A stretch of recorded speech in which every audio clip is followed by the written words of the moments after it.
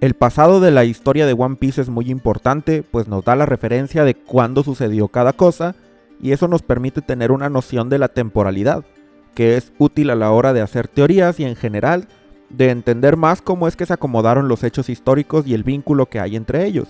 Pero hay algunos casos en los que no tenemos idea de cuándo fue que sucedieron las cosas. Algunos de los eventos de One Piece, y algunos muy relevantes y enigmáticos, no tienen un punto de referencia que nos indique más o menos cuándo ocurrieron. Y de eso trata el video de hoy. Voy a mencionar y analizar algunos eventos importantes de la historia de One Piece, para los cuales no tenemos certeza de cuándo sucedieron.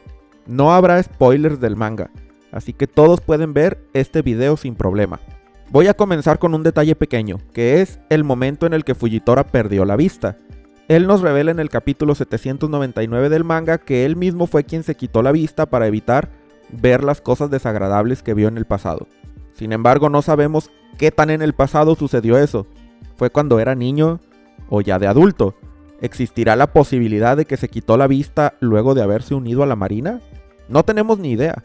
El mismo capítulo nos muestra que Fujitora es un usuario de haki de observación, al igual que Koby y Aiza, y puede escuchar la voz de las personas a su alrededor y sentir lo que ellos sienten. Este tipo de personaje tiene una empatía muy grande, y por lo tanto es de esperarse que Fujitora se quitara la vista en medio de una guerra o una masacre, pero por el momento no tenemos idea de cuándo es que eso sucedió. Pasemos a otro tema muy importante, que tiene que ver con la Ope Ope no Mi. En el capítulo 765, 10 Barrels, padre de Drake, estaba en posesión de la fruta y pretendía hacer un trato con el gobierno. Él menciona que en el pasado hubo un doctor que fue usuario de esta habilidad.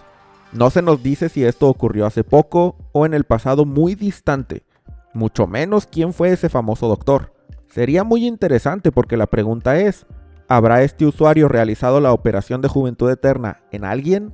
Podríamos especular que el doctor fue quien, por ejemplo, está detrás de la longevidad de Kureha, pero ni siquiera sabemos en qué tiempo vivió. Podrían ser unos cuantos años, décadas, incluso siglos. 10 Barrels podría estar hablando de un doctor legendario de una época diferente o alguien que acababa de morir hace un par de años. Creo que ese personaje tendrá cierta relevancia en el futuro, aunque ni siquiera sepamos en qué momento del tiempo vivió. El tercer punto tiene que ver con una misteriosa civilización que se estableció y desapareció en la isla del cielo Balon Terminal. Actualmente está en ruinas y sostenida por un montón de globos. Alcanzamos a ver en sus edificios algunos molinos y hasta ahí. La isla la conocimos gracias al momento en el que Urush presencia a Kaido arrojándose desde ese punto hasta la superficie. Pero ¿en qué momento quedó abandonada la isla y cuál fue la causa? ¿Qué tan antigua era esta civilización y quiénes eran sus habitantes? No sabemos absolutamente nada sobre este tema. No podemos decir, por ejemplo, que la gente de aquí fueran personas aladas descendientes de Birka, ni nada por el estilo. Es una isla misteriosa, cuya historia ni siquiera podemos ubicar porque no tenemos referencia alguna de lo que ahí sucedió. En cuarto lugar vamos a hablar de la mini historia de Enel. Y vamos, los eventos que están relacionados a Enel sucedieron después del arco de Skypiea. Pero ¿y lo demás? Cuando Enel llega a la luna, encuentra a los autómatas del Dr. Tsukimi desactivados, y él los revive con sus poderes de electricidad. Pero ¿cuándo fue que los autómatas fueron a la luna? ¿En qué momento murió el Dr. Tsukimi? Uno podría pensar que todo eso sucedió poco antes de la llegada de Enel, pero lo cierto es que no sabemos.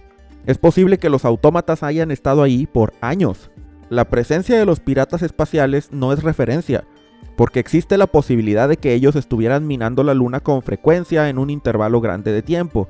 Y además tenemos un detalle curioso en esta mini historia. Resulta que el Dr. Tsukimi era un habitante de la isla Karakuri, que es también la tierra natal de Vegapunk. Pero al mismo tiempo, sabemos que esta isla tiene un clima muy frío, al punto que Vegapunk soñaba con crear un sistema de calefacción para ella. Cuando Franky visitó este lugar, constantemente estaba nevando. Sin embargo, en las escenas con el doctor vemos un clima despejado, y él estaba usando ropa poco abrigadora, lo que sugiere un clima cálido o al menos templado. Entonces, ¿es esto un error de continuidad? ¿O la historia del Dr. Tsukimi sucedió mucho antes del nacimiento de Vegapunk en un momento donde la isla Karakuri tenía un clima más agradable? ¿O acaso Karakuri es una de esas islas con climas muy caóticos, como en el caso de Ruskaina? No sabemos en realidad la respuesta. Esto sería interesante, pues se ve que el Dr. Tsukimi también tenía conocimientos tecnológicos avanzados y sería ilustrativo saber si él fue maestro de Vegapunk, o colega de él, o quizá ni siquiera se llegaron a conocer. Como no sabemos en qué momento vivió, estas preguntas no pueden responderse aún. Y para el quinto puesto seguiré hablando de la mini historia de Enel, pero esta vez de un punto mucho más importante y que he discutido enormemente en este canal: los murales de la ciudad lunar Birka. Se nos dice en la historia de los murales que había una civilización de gente alada, que nosotros pensamos que fueron ancestros de los habitantes de Shandora, Skypiea y Birka, por su parecido visual. Pero la frase que acompaña al mural en la mini historia dice así: la gente de la luna que vivió en tiempos antiguos también tenía alas. Eso no es para nada una confirmación de que ellos fueran ancestros de las civilizaciones de gente alada actual. Sí, nos dice que vivieron en tiempos antiguos, pero nada más. Y esto lo menciono porque es una suposición habitual, y yo mismo la hago, que el momento en el que la gente bajó de la luna al mar azul a buscar recursos sucedió previo a la fundación de Shandora, es decir, hace más de 1100 años. Pero esto no tiene que ser así. ¿Qué tal si Shandora ya existía cuando todavía había gente viviendo en la luna? ¿Qué tal si la gente de la luna bajó a la Tierra después de la caída de Shandora? Y vamos, si este evento sí sucedió antes, ¿qué tan antes? ¿Estamos hablando de alrededor de 1100 años cuando se fundó Shandora? ¿O 4000? ¿O incluso más? En realidad, aunque sabemos que la civilización de la luna es antigua, no tenemos certeza de qué tanto. Este es un punto muy importante del pasado de One Piece, y uno que pudo haber repercutido mucho en el desarrollo de la historia antes o durante el siglo vacío. Incluso se han hecho teorías especulando que en el mural que muestra el éxodo de la gente de Birka aparecen las armas ancestrales. Para ser un momento tan relevante de la historia, no tenemos ni idea de cuándo sucedió, y todo lo que podamos formular es solamente especulación. En sexto lugar, hablaré de la fundación del país de los Gyojin, el reino Ryugu. Este lugar es bastante sospechoso si me lo preguntan. El rey Neptuno en el capítulo 612 del manga nos dice que hace mucho tiempo los Gyojin se establecieron en las cercanías del árbol Eva, por ser un área iluminada, en medio de la penumbra en el fondo marino. Pero no sabemos exactamente cuánto es hace mucho tiempo. Pudo haber sido durante el siglo vacío, o mucho antes. Lo que llama mi atención es que la isla Gyojin está dentro de una burbuja. ¿Para qué era eso necesario? Si los Gyojin, así como los Ningyo, pueden respirar bajo el agua. De hecho, el llamado distrito Gyojin, que es donde está el arca Noah, no está en una burbuja, sino directamente en el fondo del mar. El asunto me parece misterioso y me hace creer que el reino Ryugu fue establecido después del distrito Gyojin, y con el objetivo de que más personas, no solamente razas acuáticas, lo pudieran visitar. No me parece coincidencia que además esté ubicado en el único punto en el que se puede cruzar desde el paraíso hacia el nuevo mundo. Y para terminar está un evento que no solo es misterioso sino también entretenido, y que de hecho a diferencia de los demás podemos leer sin problemas. Ese es la vida de Shimotsuki Ryuma, el dios de la espada y considerado el espadachín más fuerte de su tiempo. En el One Shot Monsters, Oda narra la historia de este samurái y cómo fue que se enfrentó a un enorme dragón. Más tarde, cuando él creó el manga de One Piece y en concreto desde la saga de Thriller Bark, tenemos la mención de Ryuma, y Oda nos aclara que este personaje es el mismo que vimos en Monsters. Así que ese one shot es canónico, pero ¿cuándo sucedió? En el arco de Wano se nos dicen repetidas veces que Ryuma es un samurái legendario, estimado en todo Wano, y su espada Shusui es considerada un tesoro nacional. Además, sabemos que él protegió el país de la invasión de piratas y nobles en el pasado, cuando a Wano se le conocía como el País de Oro. Pero no sabemos si esto sucedió luego de que la isla fuera amurallada o antes. ¿Será Ryuma un personaje del siglo vacío? ¿Habrá conocido a Joy Boy? ¿O quizá es relativamente más reciente?